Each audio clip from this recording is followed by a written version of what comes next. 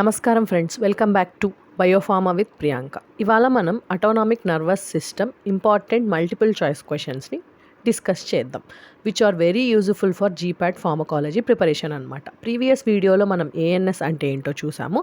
ఈ వీడియోలో మనం మల్టిపుల్ చాయిస్ క్వశ్చన్స్ చూస్తాం. ఏఎన్ఎస్ అంటే మన బాడీలో ఇన్వాలంటరీ ఫంక్షన్స్ని కంట్రోల్ చేసే nervous system. For example heart rate, blood pressure, respiration, digestion, ఇవన్నీ అనమాట. ఈ ఏఎన్ఎస్ 2 డివిజన్స్లో ఉంటుంది. Sympathetic nervous system, fight or flight response ఉంటుంది. పారాసింపాథెటిక్లో ఏమో రెస్ట్ అండ్ డైజెస్ట్ రెస్పాన్స్ ఉంటుంది. జీపాట్ ఎగ్జామ్లో రిసెప్టార్ లొకేషన్స్ అండ్ ఫంక్షన్స్ మీద చాలా క్వశ్చన్స్ వస్తాయి. కాబట్టి ఈ వీడియోలో మనం important multiple choice questions with deep explanation చూద్దామన్నమాట. So let's start.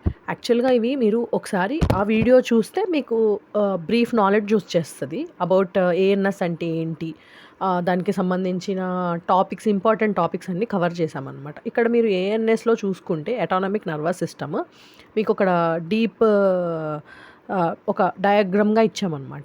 ఇక్కడ సింపాథెటిక్, పారాసింపాథెటిక్ అని ఉంటుంది. సింపాథెటిక్ అంటే ఏంటి, ఫైట్ ఆర్ ఫ్లైట్ అనమాట. పారాసింపాథెటిక్ అంటే రెస్ట్ అండ్ డైజెస్ట్ ఉంటుంది అనమాట.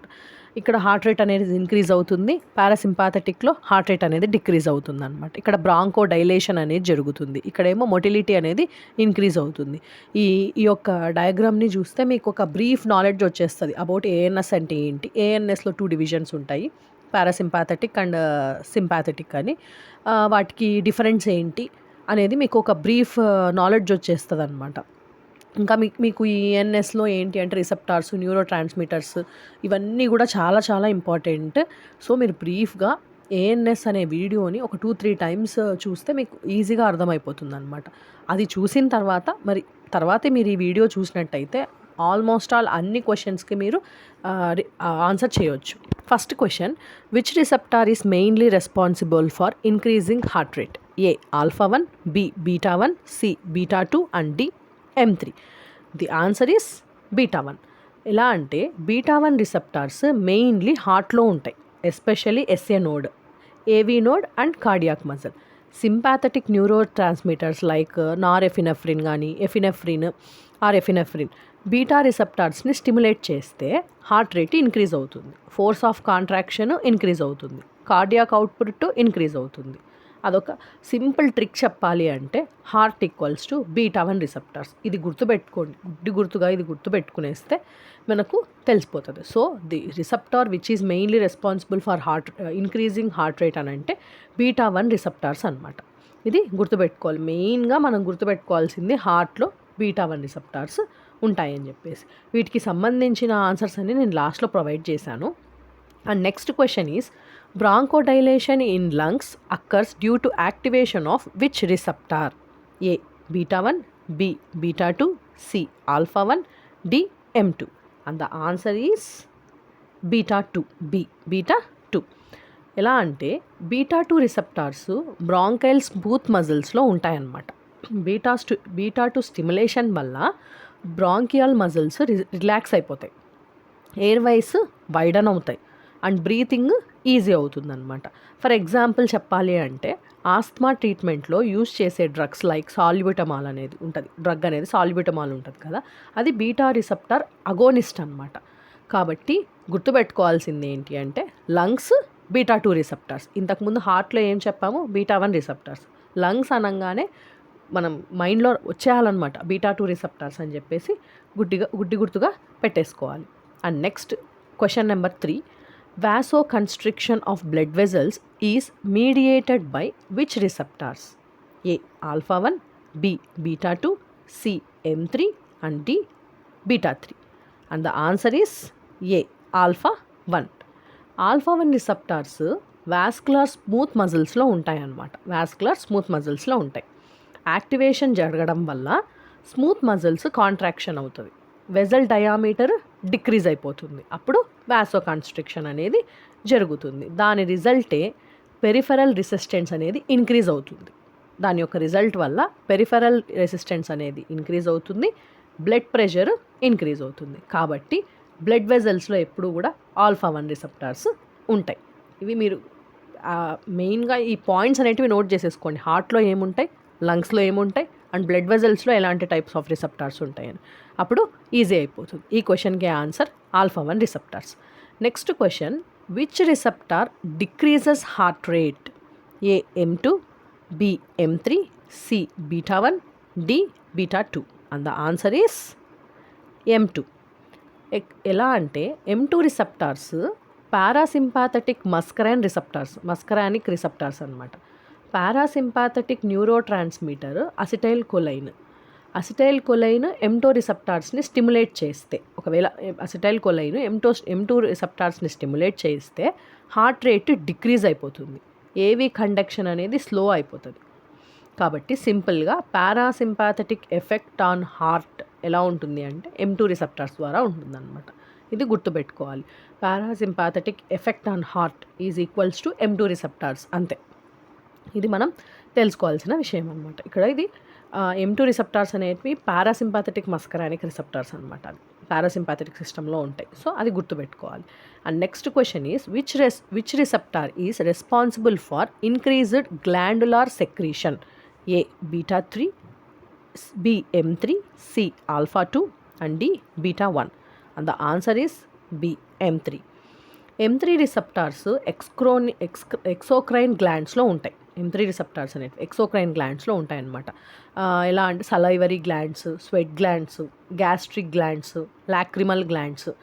M3 యాక్టివేషన్ వల్ల సెక్రీషన్స్ కూడా ఇంక్రీజ్ అవుతాయి.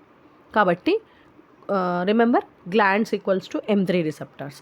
అసలు నేను లాస్ట్లో చెప్తున్నాను కదా, ఈ గ్లాండ్స్కి M3 రిసెప్టార్స్, హార్ట్కి ఏ రిసెప్టార్స్ అనేసి, అవన్నీ కూడా మీరు ఒక బుక్లో నోట్ చేసేసుకుంటే మీకు ఈ ఎగ్జామ్లో చాలా యూజ్ అవుతుంది అనమాట. మీరు చూసేసుకున్నప్పుడు చాలా యూజ్ అవుతుంది. అవి మీరు వెంటనే మన బ్రెయిన్లోకి వచ్చేస్తాయి. ఎలా నెక్స్ట్ ఏ రిసెప్టార్స్ ఎక్కడుంటాయి అనేది మనం ఈజీగా గుర్తుపెట్టుకోవడానికి ఛాన్స్ ఉంటుంది. ఎగ్జామ్ ముందు కూడా రివైజ్ చేసేసుకోవచ్చు. And next question is urinary bladder detrusor muscle relaxation occurs through which receptor? A α1, B β3, C M3, D M2. And the answer is B β3. β3 receptors detrusor muscle of బ్లాడర్లో ఉంటాయి. దీని activation వల్ల ఏం జరుగుతుంది అంటే డిట్రోజాల్ మజిల్ అనేది relax, bladder urine store చేయగలుగుతుంది. అంటే ఒక బ్లాడర్ అనేది యూరిన్ని స్టోర్ చేయగలుగుతుంది. కాబట్టి బ్లాడర్లో β3 రిసెప్టార్స్ అనేటివి ఉంటాయన్నమాట. ఇవి గుర్తుపెట్టుకోవాలి. అండ్ ఖచ్చితంగా గుర్తుపెట్టుకోవాలి, β3 రిసెప్టార్స్ అనేది డిట్రోజార్ మజిల్ ఆఫ్ బ్లాడర్లో ఉంటాయన్నమాట. వీటి యాక్టివేషన్ వల్లనే మనం బ్లాడర్లో యూరిన్ అనేది స్టోర్ చేయగలుగుతుంది. కాబట్టి బ్లాడర్లో ఎప్పుడూ కూడా β3 రిసెప్టార్స్ అనేటివి ఉంటాయి. And next question is which neuro transmitter is released by parasympathetic nerves? A dopamine, B acetyl కొలైన్, C norepinephrine, D serotonin. And the answer is B acetyl కొలైన్. ఎలా అంటే పారాసింపాథటిక్ నర్వస్ సిస్టంలో మెయిన్ న్యూరో ట్రాన్స్మిటర్ అసిటైల్ కొలైన్ ఉంటుంది. అది మస్కరానిక్ receptors మీద act చేస్తుంది. So GPAT ఎగ్జామ్లో important topic అనమాట ఇది. Parasympathetic equals to acetyl కొలైన్. ఇది గుర్తుపెట్టుకోవాలి. పారాసింపాథటిక్ ఈక్వల్స్ టు అసిటైల్ కొలైన్ అనేది బై హార్ట్ చేసేసి చాలా గుర్తుపెట్టుకోండి. ఇది very very very important topic కింద జీపాట్ అనమాట. అండ్ నెక్స్ట్ క్వశ్చన్కి వెళ్తే,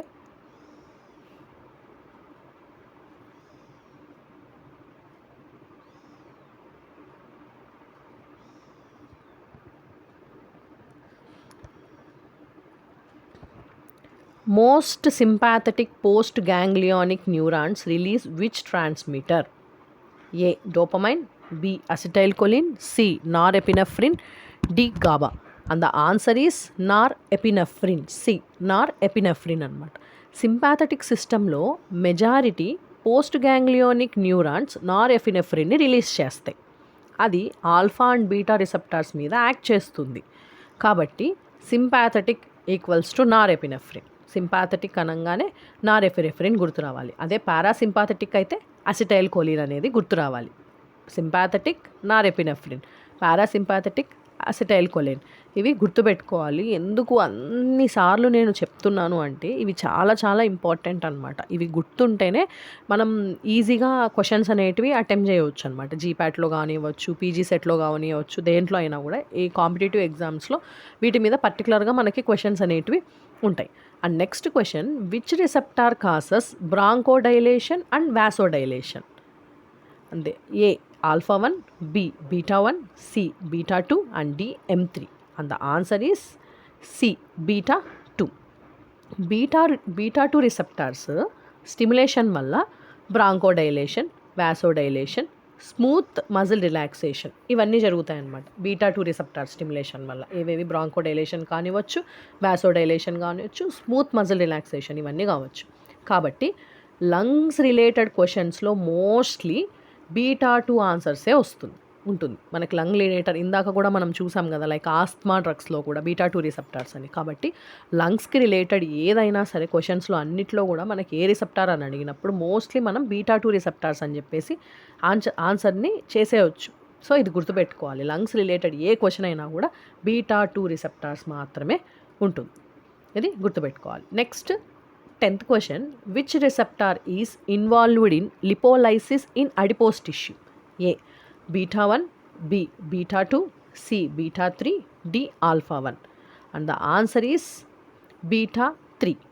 ఇక్కడ బీటా 3 రిసెప్టార్స్ అడిపోస్ టిష్యూస్లో ఉంటాయన్నమాట.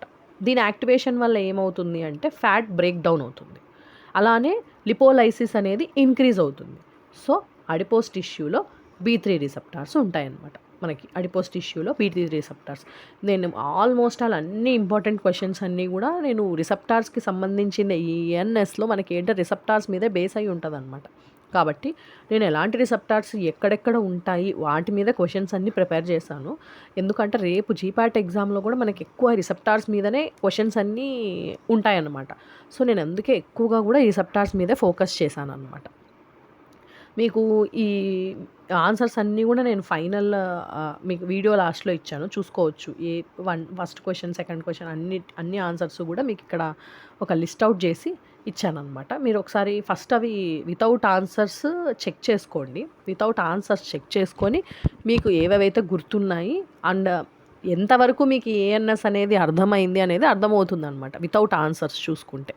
అంటే నేను ఆన్సర్స్తో పాటు ఎక్స్ప్లెయిన్ చేశాను. సో మీకు మీరు ఒకసారి వితౌట్ ఆన్సర్స్ చెక్ చేసుకుంటే మీకు ఎంత మాత్రం అర్థమైంది, ఇంకా నేను ఎంత ప్రిపేర్ అవ్వాలి అని అనేది ఈజీగా తెలుస్తుంది అనమాట. ఆ తర్వాత మీరు కీ పాయింట్ లాగా ఈ యొక్క ఆన్సర్స్ అనేది చెక్ చేసుకుంటే కూడా అండ్ ఈజీ అయిపోతుంది. అండ్ మెయిన్లీ మీరు రిసెప్టార్స్ ఎక్కడ ఏ ఆర్గాన్కి ఏ రిసెప్టార్స్ అనేది ఒక కీ పాయింట్స్ లాగా మీరు ఒక బుక్లో మెన్షన్ చేసేసుకున్నారు అంటే ఇట్ విల్ బీ ఈజీ అనమాట. మనకి ఏ రిసెప్టార్స్ అనేది ఎక్కడ అవుతుంది అని చెప్పి నేను అండ్ మీకు కీ పాయింట్స్ కూడా ప్రొవైడ్ చేశాను, ఒకసారి చెక్ చేసుకోండి అనమాట. ఒక చిన్న రీక్యాప్ లాగా అనమాట. ఎలా ఉంటుంది అంటే హార్ట్లో బీటా 1 అండ్ M2 రిసెప్టార్స్ ఉంటాయన్నమాట. అదే లంగ్స్లో అయితే బీటా 2 రిసెప్టార్స్ ఉంటాయి. బ్లడ్ వెజల్స్లో ఆల్ఫా 1 రిసెప్టార్స్ ఉంటాయి. గ్లాండ్స్లో M3 రిసెప్టార్స్ ఉంటాయి. అండ్ బ్లాడర్లో బీటా 3 రిసెప్టార్స్ ఉంటాయన్నమాట. మీరు ఈ యొక్క ఎక్కడెక్కడ ఏ రిసెప్టార్స్ ఉంటాయి అనేది గుర్తుపెట్టుకుంటే ఈ టేబుల్ ఈ యొక్క రిసెప్టార్స్ అన్నీ గుర్తుపెట్టుకుంటే మీకు మల్టిపుల్ చాయిస్ ఏఎన్ఎస్కి సంబంధించిన మల్టిపుల్ చాయిస్ క్వశ్చన్స్ అన్నీ కూడా ఈజీగా అటెంప్ట్ చేయొచ్చు అనమాట. ఫైనల్గా మనకి జీపాట్ ఎగ్జామ్లో ఈజీగా అటెంప్ట్ చేయొచ్చు. మెయిన్ ఇవే అనమాట, ఎక్కడెక్కడ ఏ రిసెప్టార్స్ ఉంటాయి, ఆ డ్రగ్కి సంబంధించింది ఏ రిసెప్టార్స్ అనేటివి యాక్టివేట్ అవుతాయి అనే మనకి ట్విస్ట్ చేసి క్వశ్చన్స్ అడుగుతారు జీపాట్లో. సో మీరు కనుక ఈ యొక్క దాన్ని బైహార్ట్ చేసేసుకుంటే గుర్తుపెట్టుకుంటే మీకు ఈజీ అయిపోతుంది అనమాట. అండ్ మీకు ఈ వీడియో కనుక నచ్చినట్టయితే please like the video and share the video. మీకు ఏమైనా డౌట్స్ ఉంటే నాకు కామెంట్లో చెప్పండి. అండ్ ఇలాంటి వీడియోస్ కోసం మీకు ఇంకా ఇలాంటి వీడియోస్ కావాలి అనుకుంటే నా ఛానల్ని సబ్స్క్రైబ్ చేయండి. అండ్ థ్యాంక్ యూ, మర్చిపోకండి సబ్స్క్రైబ్ చేయండి. Thank you very much.